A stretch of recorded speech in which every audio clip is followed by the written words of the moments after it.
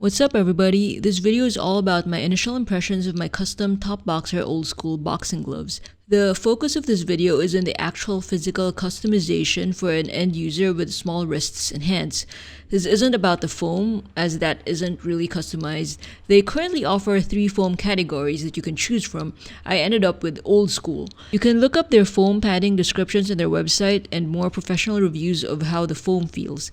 And since this pair is new, whatever I describe won't be accurate as the foam padding needs a breaking in period anyway. For those of you who didn't get to this video by specifically searching for the keywords Top Boxer, they're considered one of the more affordable and generally decent value for the price customizable boxing glove brands out there. They're based out of Pakistan, which apparently is a big boxing glove industry due to its proximity to cheap, mid-range, and even some top-grain leather suppliers. Usually Pakistan gloves are considered lower tier than Thai, Mexican, and Japanese boxing gloves, but if you're just a casual gym goer like me, they're pretty decent value for money. I had a pair of the cheapest entry-level rival gloves for years since 2017, and the wrist stitching was a bit floppy already. It cost a mere 61 Canadian dollars back then. The paint had also peeled off already, but the foam itself is still fine. I stopped going to the gym during the entire COVID pandemic, and the rival paint design peeled off during that time in storage. Obviously, your foam padding mileage will vary depending on various factors, but for casual, non-competitive use, Rival's entry-level ones are great for those on a budget. They also manufacture their entry-level gloves in Pakistan.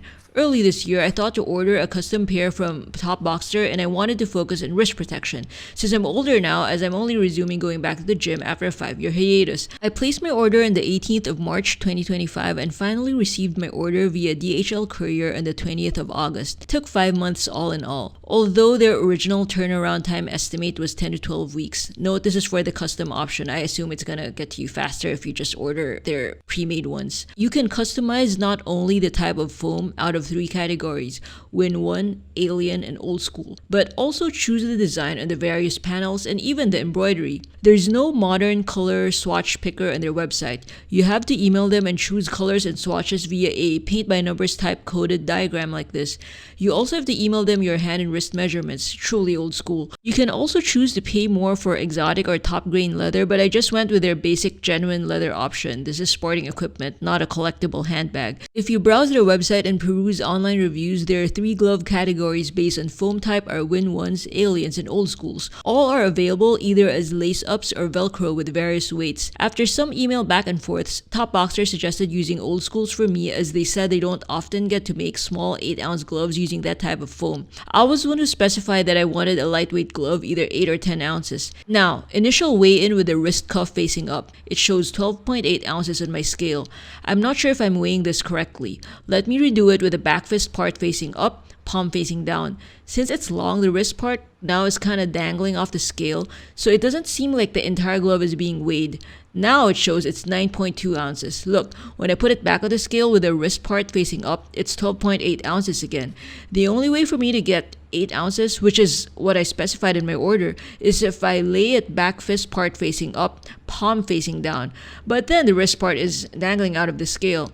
I don't know if the 8 ounces refers to only the fist part of the glove and the padding, or the entire glove including the wrist cuff. Before today's review, I never bothered to weigh the other gloves I've bought in the past. I'm gonna compare it now with the others since I have my scale out anyway. These are the Fairtex BGV20s, 10 ounces. If you lay the entire thing on top of the scale, palm up, it is 10 ounces. If you lay it back fist part facing up, palm down, with the wrist part hanging out, then it's under 8 ounces. But the actual entire glove is 10 ounces, like the label said. I don't know if the ounces is supposed to be for the entire glove including the wrist portion or really just the padding. I'm gonna try it now with the 14-ounce pair from my defunct brand Machina. When the wrist cuff is hanging out and the back fist part is facing up, it's underweight at 11 ounces. But when the entire Machina glove is on the scale, when the wrist part is facing up, it's 14.9 ounces. Which is slightly overweight, but only by barely an ounce. This is supposed to be 14 ounces, unlike the Top Boxers, which is 12 ounces if you weigh the entire glove, not 8 ounces as I ordered. Let me try it with my old rival RB60 pair. When the entire glove is on the scale, with the wrist portion facing up and palm down, it's exactly 8 ounces, which is what the small-sized RB60 is supposed to weigh.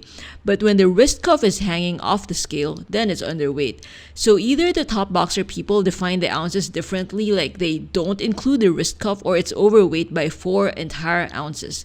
It's not a huge deal as a casual gym goer, I guess. I'm not a professional with strict requirements, but I did want to order a lightweight pair to rotate with, as I do already own a heavier 14-ounce pair from Machina, and I was thinking of selling the 10-ounce Fairtex pair once I got the supposed 8-ounce custom top boxers. But it's not like I can return this now to Pakistan. This initial impressions review video has gone on long enough. I did not start out intending to focus on the weight issues and comparisons, but I guess weighing it threw me off. I wanted to focus more on its physical appearance, being a pair of custom gloves. I bought a custom pair because of a small wrist and fist, and it's hard to find tiny gloves that also have decent wrist support.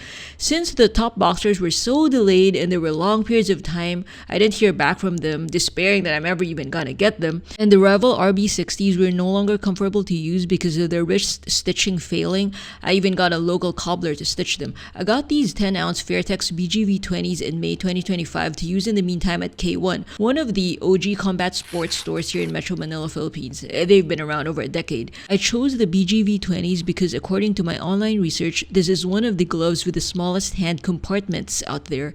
In fact, the Fairtex website claims they designed it particularly for women's small hands.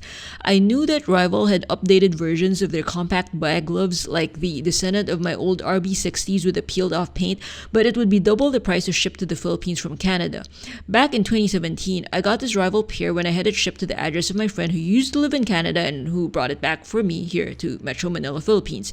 If you observe this side-by-side comparison, the top boxer wrist cuff is much longer. Here, I'm test wearing it. It's very snug, even with no hand wraps on. Actually, the hand compartment feels just as snug as the Fairtex BGV20s, but the wrist support is much better and stiffer than the top boxers. It covers nearly the entire lower arm. The Fairtex BGV20 cuffs end with like 5 to 6 inches left until my elbow. In fact, it's just as long as my 14-ounce gloves from Machina, now a defunct brand. I got this Machina pair years ago because it was a women-focused brand that had higher weight gloves but still with small hand and wrist compartments. Here I am test wearing the Fairtex BGV20 stand hand wraps. The wrist cuff is also snug, but since it's much shorter, it psychologically feels less supportive. And also since the hole is rounder, it feels like the glove opening is bigger, although looking at the video footage, if you pull the Velcro strap to the maximum position, it isn't any less closed or tight than these custom top boxer old schools. The other Western boxing gloves I have all have that flat style opening hole compared to this Fairtex, which is the first pair I've owned from a traditionally Muay Thai brand. By the way, I'm giving my impressions as a casual gym goer, so if you're looking for very detailed and in-depth reviews on the foam and the pop and the whatnot, there may be better reviews out there from pro fighters and skilled amateurs. This top boxer pair has a leather thumb attachment that looks like this. You can also go without a thumb attachment, but it's probably best to have one if you're just a casual user. Saves you from thumb injuries. The Fairtex thumb attachment is an entire piece of leather sewn in the crevice between the thumb and index finger precision of the glove. The Rival thumb attachment uses stretchy fabric. I guess it's subjective what type of thumb attachment is best. By default, it comes with a thumb attachment, so if you don't want it, you have to tell top boxer though for your custom pair. It feels very snug and you can close your fist comfortably.